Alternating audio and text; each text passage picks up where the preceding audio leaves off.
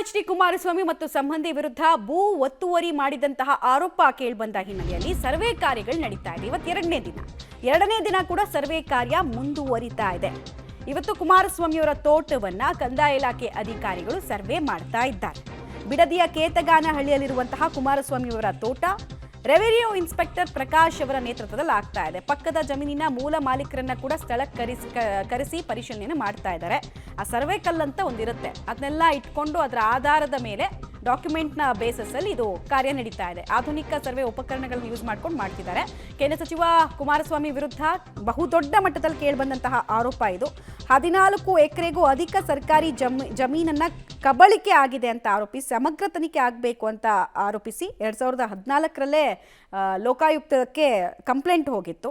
ಲೋಕಾಯುಕ್ತರು 2014ರಲ್ಲಿ ಕಂದಾಯ ಇಲಾಖೆಗೆ ಆದೇಶವನ್ನು ಕೂಡ ಕೊಟ್ಟಿದ್ರು, ನೋಡಿ ಅಲ್ಲಿ ಏನು ಅಕ್ರಮ ಆಗಿದೆ ಅಂತ ಸರ್ವೆ ಮಾಡಿ ಅಂತ. ಬಟ್ ಆಲ್ಮೋಸ್ಟ್ ಒಂದು 11-12 ವರ್ಷದಿಂದ ಕೂಡ ಈ ಸರ್ವೆ ಕಾರ್ಯ ನೆನೆಗುದಿಗೆ ಬಿದ್ದಿತ್ತು. ಈಗ ನಿನ್ನೆಯಿಂದ ಕೂಡ ಹೈಕೋರ್ಟ್ ಸೂಚನೆಯಂತೆ ಸಮೀಕ್ಷೆ ಆರಂಭ ಆಗಿದೆ. ಸರ್ವೆಯ ವರದಿ ಕೊಡೋದಕ್ಕೆ ವಿಳಂಬ ಆಗಬಾರದು ಅನ್ನೋ ನಿಟ್ಟಿನಲ್ಲಿ ಕೂಡ ಹೆಜ್ಜೆಯನ್ನು ಇಡಲಾಗ್ತಾ ಇದೆ. ಸೊ ನೋಡಬೇಕಾಗತ್ತೆ, 14 ಎಕರೆಗೂ ಹೆಚ್ಚು ಸರ್ಕಾರಿ ಜಮೀನು ಕಬಳಿಕೆ ಆಗಿದೆಯಾ ಇಲ್ವಾ, ಏನ್ ಕತೆ ಅಂತ. ಮಾಡಕ್ಕೆ ಇವರು ನೋಟಿಸ್ ಕೊಟ್ಟಾದ್ಮೇಲೆ ನೋಟಿಸ್ ಪ್ರಕಾರ ಇವರು ವಾರಸ್ಥರು ನಿಂತ್ಕೊಂಡು ಸರ್ವೆ ಮಾಡಬೇಕಾ, ಇಲ್ಲ ಇವ್ರು ಇಷ್ಟ ಬಂದಂಗೆ ಅಧಿಕಾರಿಗಳು ಸರ್ವೆ ಮಾಡ್ಕೊಂಡು ಹೋಗ್ಬೇಕಾ, ಇಲ್ಲ ಇವ್ರು ಸಂಬಂಧಪಟ್ಟಂಗೆ ಸ್ಕೆಚ್ ಮಾಡಿ ಹೈಕೋರ್ಟ್ಗೆ ಇವರು ರಿಪೋರ್ಟ್ ಕೊಡಬೇಕಾ? ಇಷ್ಟು ಮಾಡೋರು ವಾರಸ್ಥರಿಗೆ ನೋಟಿಸ್ ಕೊಟ್ಟು ಯಾಕೆ ಇವರು ನಮ್ಮ ಮೇಲೆ ಎಲ್ಲೋ ಆಚೆ ನಿಂತ್ಕೊಳ್ಳಿ ನೀವು ನಾವು ಸರ್ವೆ ಮಾಡ್ಕೊಂಬತ್ತೀವಿ ಅಂತ ಇವ್ರು ಹೆಂಗೆ ಒಳಗೆ ಹೋಗ್ತಾರೆ, ನಾವೇ ಹೆಂಗೆ ಈಚೇರಕ್ಕಾಗುತ್ತೆ? ವಾರಸ್ಥರು ಯಾರು ಇಲ್ವಾ ಹಂಗಾರೆ ಇದಕ್ಕೆ?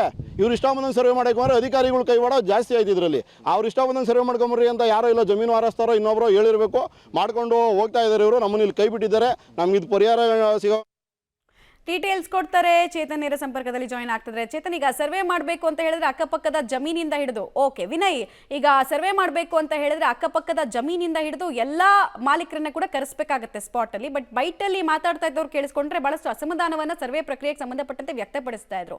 ನಿಜಕ್ಕೂ ಅಲ್ಲಿ ಏನಾಗ್ತಾ ಇದೆ? ಸರ್ವೆ ಕಾರ್ಯ ಟ್ರಾನ್ಸ್ಪರೆನ್ಸಿಯಿಂದ ಕೂಡಿದ್ಯಾ? ಮಮತಾ, ಕೇಂದ್ರ ಸಚಿವ ಎಚ್.ಡಿ. ಕುಮಾರಸ್ವಾಮಿ ಅವರ ವಿರುದ್ಧ ಇದೊಂದು ಗಂಭೀರ ಆರೋಪ ಕೇಳಿ ಬಂದಿರುವಂಥದ್ದು. ಯಾಕೆಂದರೆ ಕುಮಾರಸ್ವಾಮಿ ಅವರು ಕೇತಗಾನಹಳ್ಳಿಯಲ್ಲಿ ತೋಟವನ್ನು ಖರೀದಿ ಮಾಡಿದ್ರು. ಅದಾದ ಬಳಿಕ ಅವರ ಸಂಬಂಧಿಯಾದಂಥ DC ತಮ್ಮಣ್ಣ ಸೇರಿದಂತೆ ಅವರ ಮತ್ತಷ್ಟು ಸಂಬಂಧಿಕರು ಕೂಡ ಇಲ್ಲಿ ಜಮೀನನ್ನು ಖರೀದಿ ಮಾಡಿದ್ರು. ಆದರೆ ಅವ್ರು ಖರೀದಿ ಮಾಡಿರುವಂಥ ಜಮೀನೇನಿದೆ, ಇಲ್ಲಿ ಗೋಮಾಳವನ್ನು ಅಕ್ರಮವಾಗಿ ಒತ್ತುವರಿ ಮಾಡ್ಕೊಳ್ಳಲಾಗಿದೆ ಅನ್ನೋ ಒಂದು ಆರೋಪ ಕೇಳಿ ಬಂದಿತ್ತು. ಹಿಂದೆ ಹೋರಾಟಗಾರರಿದ್ದಂಥ ಜಿ. ಮಾದೇಗೌಡ ಅವರು ಇದ್ರ ಬಗ್ಗೆ ದೂರನ್ನು ಸಲ್ಲಿಸಿದ್ರು. ಅವರ ನಿಧನದ ನಂತರ ಹಿರಿಯ ಹೋರಾಟಗಾರರಾದಂಥ S.R. ಹಿರೇಮಠ ಅವರು ಈ ಒಂದು ಕೇಸನ್ನು ಹೈಕೋರ್ಟ್ಗೆ ದಾವೆಯನ್ನು ಹೂಡಿದ್ರು. ಯಾಕೆಂದರೆ ಇಲ್ಲಿ ಕುಮಾರಸ್ವಾಮಿ ಅವರು ಅಕ್ರಮವಾಗಿ ಭೂಮಿಯನ್ನು ಒತ್ತುವರಿ ಮಾಡ್ಕೊಂಡಿದ್ದಾರೆ, ಸರ್ಕಾರಿ ಜಮೀನನ್ನು ಒತ್ತುವರಿ ಮಾಡ್ಕೊಂಡಿರೋದನ್ನು ತೆರವು ಮಾಡಬೇಕು ಅನ್ನೋ ಒಂದು ಮನವಿ ಮಾಡಿದ್ರು. ಆ ನಿಟ್ಟಿನಲ್ಲಿ ಇದೀಗ ಹೈಕೋರ್ಟ್ ಸೂಚನೆ ಮೇರೆಗೆ ಕಂದಾಯ ಇಲಾಖೆ ಗಂಭೀರವಾಗಿ ಪ್ರಕರಣವನ್ನು ತೆಗೆದುಕೊಂಡು ಇಲ್ಲಿ ಸರ್ವೆ ಕಾರ್ಯವನ್ನು ಮಾಡ್ತಾ ಇರುವಂಥದ್ದು. ನಿನ್ನೆಯಿಂದ ಕೂಡ ಈ ಒಂದು ಸರ್ವೆ ಕಾರ್ಯ ಆರಂಭವಾಗಿದೆ. ಇವತ್ತು ಕೂಡ ಸರ್ವೆ ಕಾರ್ಯ ಮುಂದುವರೆದಿದೆ. ನಿನ್ನೆ ಈ ಒಂದು ಕುಮಾರಸ್ವಾಮಿ ಅವರ ತೋಟದ ಮನೆ ಏನಿತ್ತು, ಆ ಒಂದು ತೋಟದ ಮನೆಯ ಸುತ್ತಮುತ್ತ ಸರ್ವೆ ಕಾರ್ಯವನ್ನು ನಡೆಸಲಾಗಿತ್ತು. ಇವತ್ತು ತೋಟದ ಒಳಗಡೆನೆ ಸರ್ವೆ ಕಾರ್ಯವನ್ನು ಮಾಡಲಾಗ್ತಾ ಇದೆ. ಬೆಳಗ್ಗೆಯಿಂದಲೂ ಕೂಡ ಸರ್ವೆ ಕಾರ್ಯ ನಡೀತಾ ಇರುವಂಥದ್ದು. ಅಂದರೆ ಕುಮಾರಸ್ವಾಮಿ ಅವರಿಗೆ ಸೇರಿದಂಥ ತೋಟ ಎಷ್ಟಿದೆ ಅದರ ಸರ್ವೆ ಕೂಡ ನಡೀತಾ ಇದೆ. ಜೊತೆಗೆ ಅದರ ಸುತ್ತಮುತ್ತ ಇರುವಂಥ ಜಮೀನು ಏನಿದೆ ಆ ಜಮೀನುಗಳ ಸರ್ವೆ ಕಾರ್ಯವನ್ನು ಕೂಡ ಆಧುನಿಕ ಉಪಕರಣಗಳನ್ನು ಬಳಸಿಕೊಂಡು ಸರ್ವೆಯನ್ನು ಮಾಡ್ತಾ ಇರುವಂಥದ್ದು. ರೆವಿನ್ಯೂ ಇನ್ಸ್ಪೆಕ್ಟರ್ ಪ್ರಕಾಶ್ ಅವರ ನೇತೃತ್ವದಲ್ಲಿ ಈ ಒಂದು ಸರ್ವೆ ಕಾರ್ಯ ನಡೀತಾ ಇದೆ. ಸ್ಥಳೀಯ ವಿಲೇಜ್ ಅಕೌಂಟೆಂಟ್ ಸೇರಿದಂತೆ ಸರ್ವೆ ಅಧಿಕಾರಿಗಳು ಯಾರಿದ್ದಾರೆ ಎಲ್ಲರನ್ನೂ ಕೂಡ ಬಳಸಿಕೊಂಡು ಈ ಒಂದು ಸರ್ವೆ ಕಾರ್ಯವನ್ನು ಮಾಡಲಾಗ್ತಾ ಇದೆ. ಕುಮಾರಸ್ವಾಮಿ ಅವರು ಏನು ಜಮೀನನ್ನು ಖರೀದಿ ಮಾಡಿದ್ರು, ಆ ಒಂದು ಜಮೀನಿನಲ್ಲಿ ಈ ರೀತಿಯಾದಂಥ ಗೋಮಾಳ ಒತ್ತುವರಿ ಆಗಿದೆ. 14 ಎಕರೆ 4 ಕುಂಟೆ ಜಮೀನು ಒತ್ತುವರಿ ಆಗಿದೆ ಅನ್ನೋ ಒಂದು ಆರೋಪ ಕೇಳಿ ಬಂದಿತ್ತು. ಆ ಆರೋಪ ಹಿನ್ನೆಲೆಯಲ್ಲಿ ಇದೀಗ ಸಾಕಷ್ಟು ಏನೋ ರಾಜಕೀಯ ಕೆಸರಾಟ ಕೂಡ ಆಗಿತ್ತು. ಯಾಕಂದ್ರೆ ಕುಮಾರಸ್ವಾಮಿ ಅವರೇ ಹೇಳಿದ್ರು, ಸರ್ಕಾರ SIT ರಚನೆ ಮಾಡುವಂತ ಮೂಲಕ ನನ್ನ ಜಮೀನನ್ನ ಕಬಳಿಕೆ ಮಾಡುವಂತ ಕೆಲಸವನ್ನ ಮಾಡಿದೆ ಅಂತ ಕುಮಾರಸ್ವಾಮಿ ಅವರು ಕೂಡ ಆರೋಪವನ್ನ ಮಾಡಿದ್ರು.